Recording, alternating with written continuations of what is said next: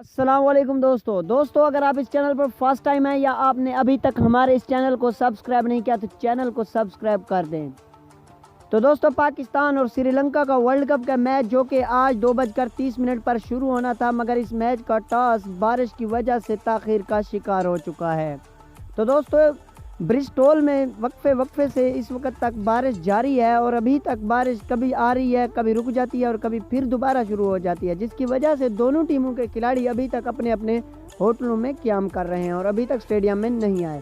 तो दोस्तों match officials की तरफ से रिपोर्ट आई है कि वो 1 घंटे का मज़ीद इंतज़ार कर रहे हैं। 1 घंटे के अंदर अगर बारिश नहीं रुकी तो मैच कॉल्ड ऑफ हो जाएगा और अगर रुक गई तो 20-20 ओवरों का मैच होगा।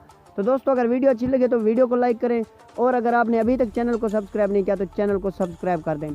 तो दोस्तों जो ज़्यादा चांसेस है वो बारिश के ना रुकने के हैं और तकरीबन मैच ड्रा हो जाएगा और दोनों टीमों को एक पॉइंट शेयर कर दिया जाएगा। और अगर 1 घंटे के अंदर अंदर बारिश रुक गई तो मैच 20-20 ओवरों का शुरू होगा। तो दोस्तों जो कन्फर्म न्यूज़ है वो यही है कि बारिश नहीं रुकेगी और मैच कॉल्ड ऑफ हो जाएगा।